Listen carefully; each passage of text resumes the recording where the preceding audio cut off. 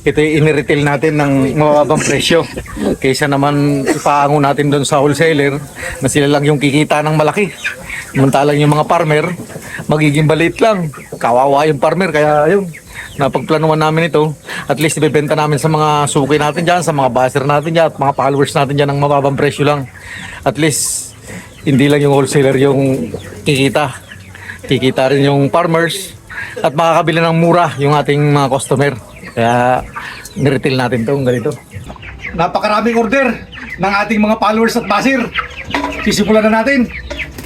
Puro na sa 100 piraso yung kakatay natin. Ito na yung nalublob na natin.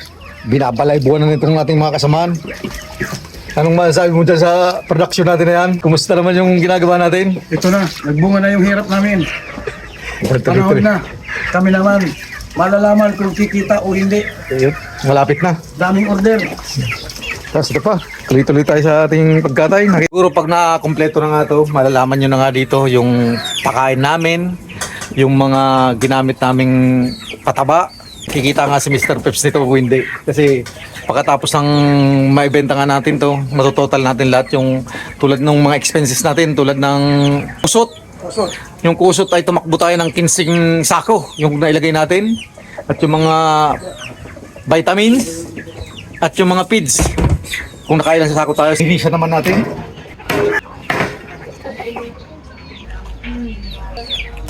Iyak ni Mr. Peps na sariwa to. Kahit yung atay, balon-balonan, masarap to. Ito ka naman, libre na lang siguro to. Sino mo i-nais dyan? Yan, malinis na. Ngayon lahat ng summary natin doon sa expenses, mula doon sa pakain, sa kusot, sa vitamins. Ang naging total lahat-lahat nung magiging expenses ay 27,400. Kasama na doon yung bantay na 9,000.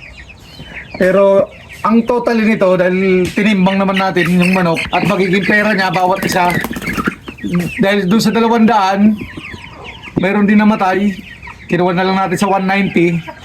Ito ay nai-retail naman natin, hindi naman tayo nalugi, pero tumumungan tayo. Ito ay pinaghirapan na pinong-pino.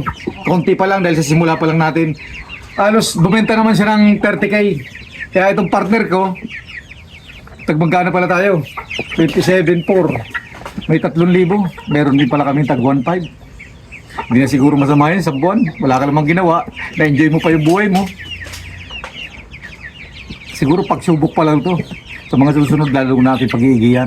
Kaya sa mga, ito binablog ko to para sa mga gustong sumubok rin ito.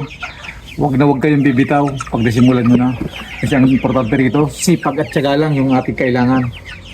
Kaya sa mga nais dyan, kailangan pag-aralan nating maigi kung paano yung diskarte o pamamaraan. Napakaraming nagbablog na talagang mga maayos. Hindi lang si Mr. Peps. Shoutout sa ating lahat. At muli magandang umaga.